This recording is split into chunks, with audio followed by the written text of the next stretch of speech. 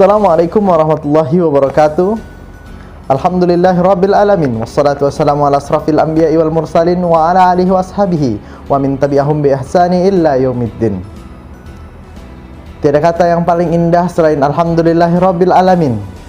Bersyukur kepada Allah Subhanahu wa taala karena kita semua masih diberikan kesempatan, kesehatan untuk mengikuti seluruh rangkaian acara Diklat Pimpinan Nasional kedua tahun 2021. Salawat beringan salam selalu tercurah kepada baginda Nabi Muhammad SAW dengan mengucapkan Allahumma salli ala Sayyidina Muhammad wa ala alihi Sayyidina Muhammad. Semoga kita mendapatkan syafaat beliau di yaumil akhir kelak.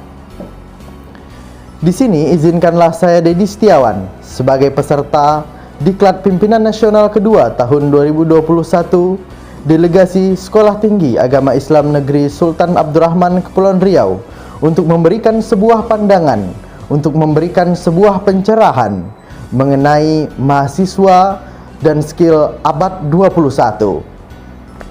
Seperti yang kita ketahui, mahasiswa sebagai produk perguruan tinggi memiliki berbagai capability, kapasitas yang mumpuni untuk membangun peradaban, untuk menyosong sebuah kemajuan yang ada dalam satu sistem kebangsaan, kenegaraan, pemerintahan, dan semua elemen yang ada dalam kesatuan Indonesia. Maka itu, perguruan tinggi menyiapkan berbagai macam strategi untuk memajukan pendidikan khususnya di kalangan mahasiswa. Pada era ini, abad ke-21, mahasiswa tidak hanya dituntut untuk memiliki satu disiplin ilmu saja.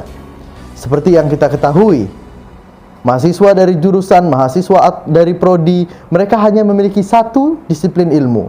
Namun untuk mengarungi sesuatu yang lebih besar, sesuatu yang lebih kompleks bahkan, mahasiswa dituntut untuk memiliki ilmu-ilmu pendukung, kemampuan-kemampuan pendukung untuk mendukung disiplin ilmunya dan untuk mendukung persaingan setelah lulus ataupun saat menjadi mahasiswa. Kali ini tantangan tidak mudah.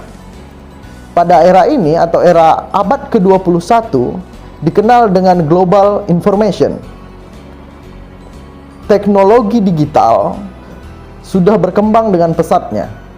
Hingga saat ini bahkan banyak pekerjaan-pekerjaan yang sudah diambil alih oleh robot. Sekarang kita tidak hanya berbicara tentang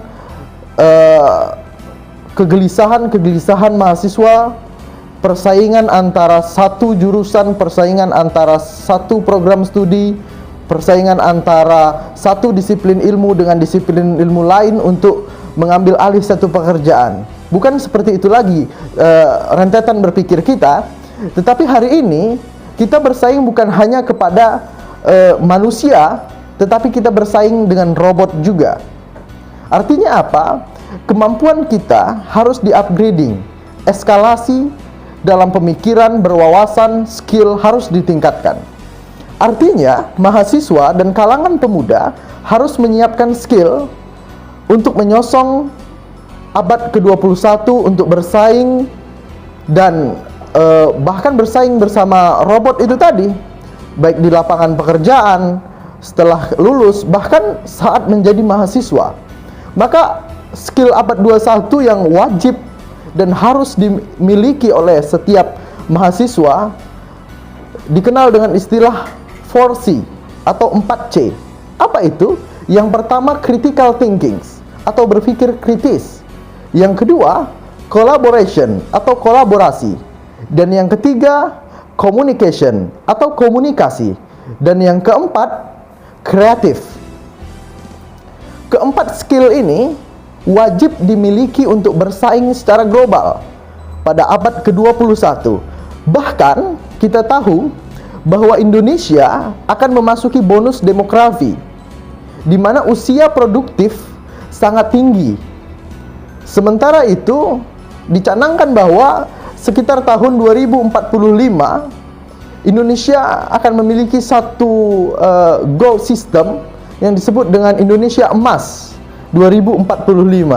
Hal ini bisa jadi hanya sebuah impian atau fiksi saja kalau kita tidak memiliki kemampuan dan skill untuk mengisi dan menyosong ke 2045 atau paling dekat di bonus demografi 2030.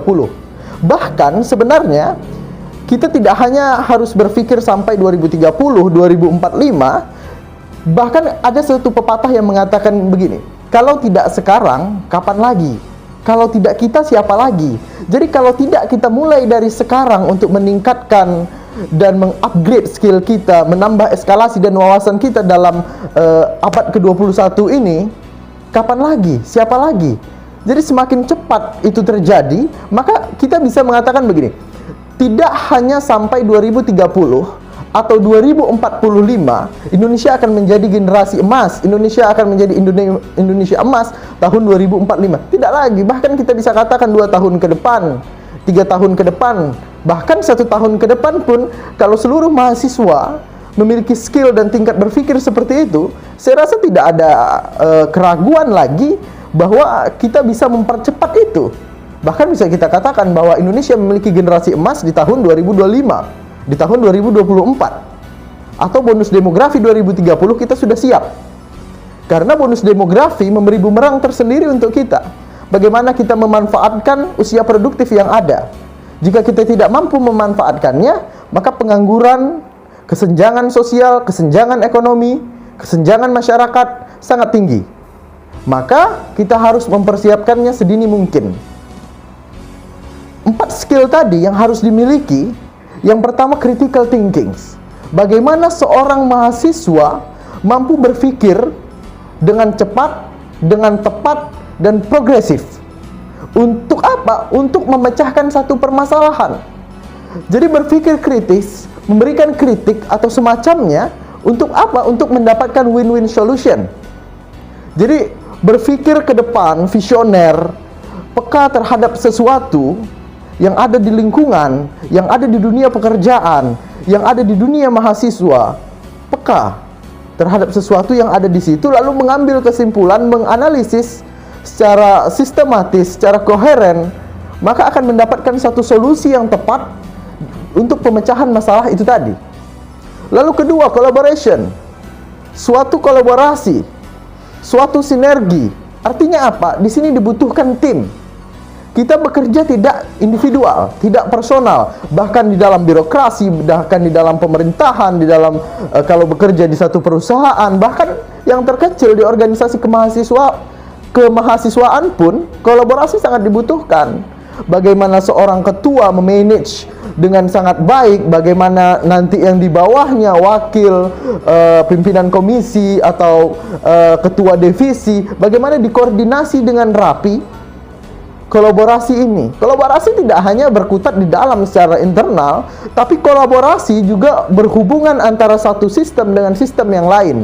Artinya begini, satu negara yang baik, saya contohkan, satu negara yang baik ketika memiliki perekonomian tinggi, sedangkan satu negara lagi mempunyai perekonomian rendah, tetapi memiliki mungkin sistem pariwisata yang baik atau tatanan budaya yang baik, sementara yang ekonomi yang tinggi tadi tidak baik, dikolaborasikan dua negara ini untuk saling bertukar pikiran, untuk saling bertukar pendapat, jadi akan menemukan satu solusi yang baik. Begitu juga dengan pandangan dan visi ke depan.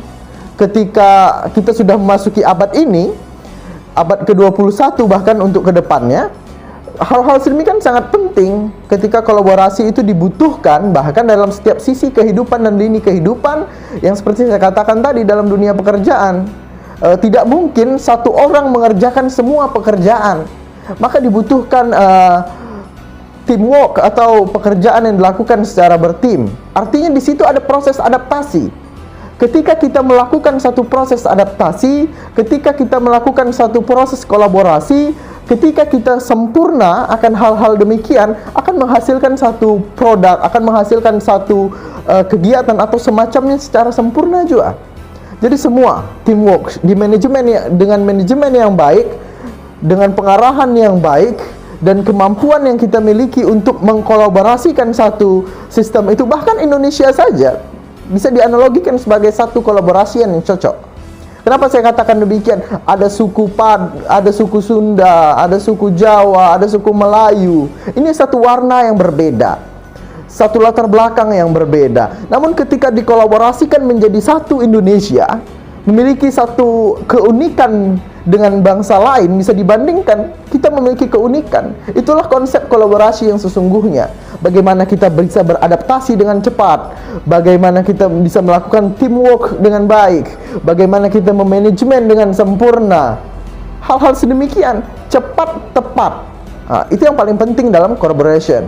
Setelah kolaborasi, setelah critical thinking, ada komunikasi.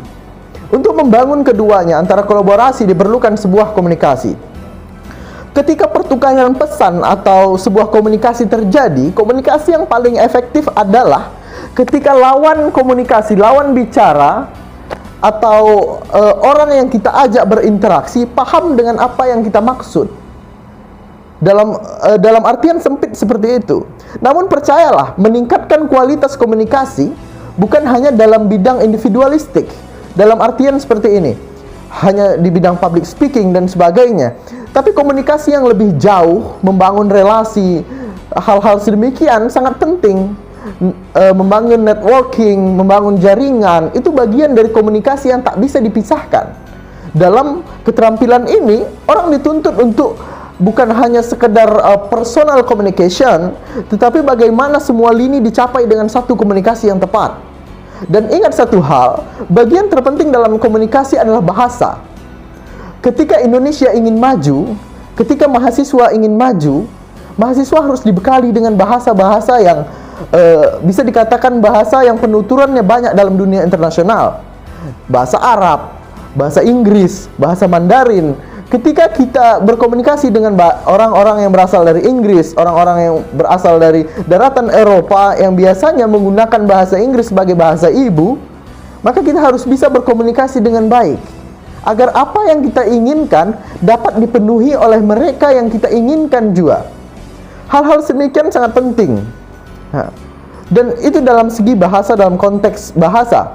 Lalu yang kedua, ketika komunikasi dijalin dengan baik, mahasiswa belajar untuk berkomunikasi secara baik, menghasilkan berbagai macam networking, berbagai macam relasi, berbagai macam kemudahan-kemudahan yang ingin dicapai. Jadi mahasiswa sedini mungkin untuk membina relasinya, untuk membina networknya, jaringannya. Kita akan mudah sampai ke pemerintahan, suara kita akan mudah, saya contohkan seperti itu, suara kita akan mudah sampai ke pemerintahan kalau kita memiliki relasi, memiliki intensitas yang tinggi terhadap mereka. Bergabung dengan organisasi LSM, bergabung dengan organisasi-organisasi yang memacu relasi kita, itu sangat dianjurkan bagi kalangan mahasiswa. Agar apa? Agar mudah. Itu tadi, mudah dalam relasi. Komunikasi tidak sempit. Komunikasi bukan hanya tentang pertukaran pesan, tentang relasi, tapi komunikasi kita maknai secara luas. Kita maknai secara istilah, sehingga bisa memadukan berbagai macam relasi, networking, dan sebagainya. Setelah ketiga itu mampu, atau keterampilan tersebut bisa diilhami oleh seluruh mahasiswa dan bisa diamini oleh seluruh pemuda bahkan, ada hal yang paling penting setelahnya, yaitu apa? Kreatif. Kreatif adalah bukan sesuatu kita menghasilkan sesuatu yang baru, bukan hanya itu, tetapi dari sesuatu yang lama, dari hal yang lama, kita inovasikan menjadi hal-hal yang baru, termasuk dalam kreativitas. Tidak semua orang memiliki tingkat kreativitas yang tinggi. Namun kreativitas memang secara psikolog berurusan dengan bakat, berurusan dengan minat seseorang. Namun percayalah, kreativitas masih bisa diasah.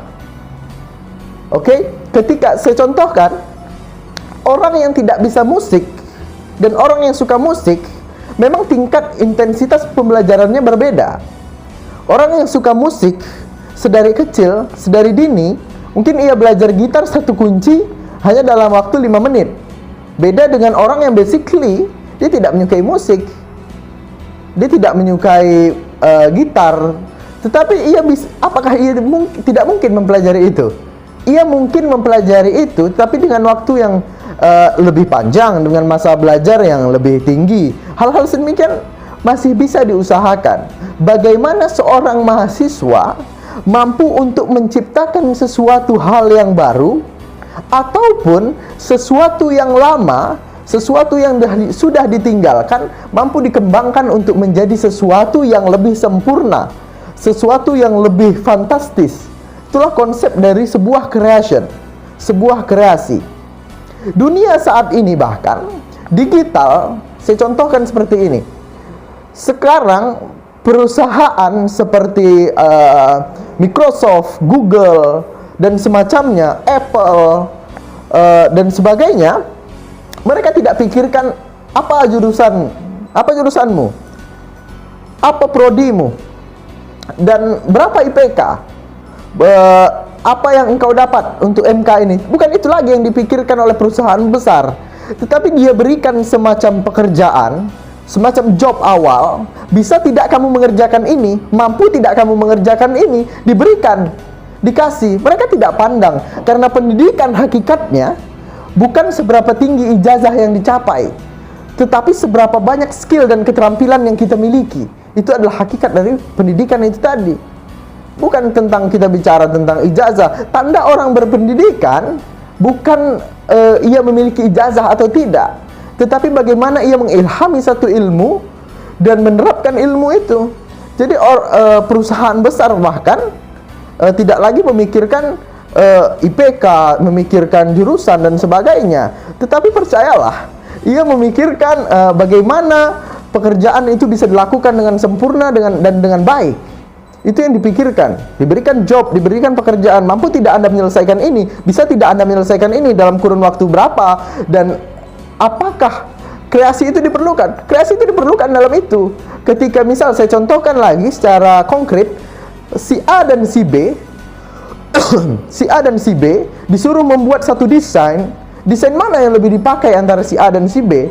Sama-sama menggunakan CorelDRAW, sama-sama menggunakan, tetapi mana yang lebih kreatif, mana yang mampu berpikir dengan keras, yang mampu berpikir dengan maksimum, nah itulah yang akan diambil. Sama seperti itu. Maka kreatif ini perlu. Sekarang saya contohkan lagi bagaimana kreatif itu penting. Sekarang kita tidak lagi berjualan menggunakan lapak di pasar. Oke lah, bagi mereka yang memang bekerja di sana tidak masalah. Namun bagi kita untuk memulai, khususnya generasi muda, kita temui mereka tidak lagi di situ. Tapi bagaimana ia kreatif untuk memakai atau menggunakan media sosial saat ini, atau jenis media pendukung startup lainnya seperti Shopee, seperti Tokopedia dan sebagainya. Mahasiswa dituntut untuk itu, pemuda dituntut untuk itu. Kita bisa menggunakan perangkat digital, bisa menggunakan aplikasi sistem untuk hal-hal sedemikian. Itu yang akan memacu dari persaingan-persaingan itu. Jadi kita bicara lagi 4 skill tadi yang memang harus dimiliki mahasiswa masa kini, harus dimiliki pemuda masa kini. Critical thinking, communication, collaboration, dan yang terakhir adalah creative and innovative. Jadi hal-hal tersebut jika kita miliki, percayalah, dan jika kita kuasai, yakinlah ke depan kita akan memajukan Indonesia lebih cepat dari 2030 dan lebih terarah dari 2045. Bahkan setahun ke depan, 2 tahun ke depan. Jadi kursus-kursus semacam itu yang kita butuhkan. Menambah daripada keilmuan kita, menambah dari wawasan kita, menambah dari skill kita. Memang saya katakan bahwa satu disiplin ilmu, sedari awal tadi pengantar, satu disiplin ilmu tidak akan cukup untuk mengarungi dunia digital information pada abad 21 ini dan dunia pekerjaan pada saat ini. Kita akan kehilangan pekerjaan kita akan tersaingi oleh orang asing, kita akan tersaingi oleh orang-orang yang berasal dari negara tetangga, dan bahkan kita akan tersaingi oleh robot-robot jika kita tidak bisa mengembangkan skill itu, tidak memiliki skill itu, dan tidak berusaha untuk mengeskalasikan, untuk upgrading dari skill yang kita miliki itu. Jadi saya katakan untuk terakhir kalinya sebagai closing dari statement ini, kalau tidak sekarang, kapan lagi? Kalau tidak kita, siapa lagi? Jadi percepatan yang kita miliki, ketika orang lain tidur, kita harus sudah bangun. Ketika orang sudah bangun, kita harus sudah berdiri.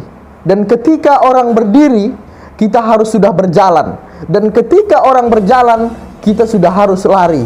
Ketika orang belum sampai ke garis finish, kita sudah harus finish 3 atau sampai 4 kali. Itulah bagaimana dibutuhkan skill-skill untuk mendukung dan untuk mengupgrading diri kita untuk menuju Indonesia Emas 2045, dan untuk mendukung dan menjaga selalu dan mengawal terus bonus demografi 2030.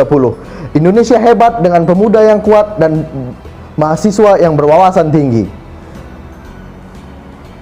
Saya Dedi Setiawan, akhirul kalam. Assalamualaikum warahmatullahi wabarakatuh. Hidup mahasiswa, hidup rakyat Indonesia.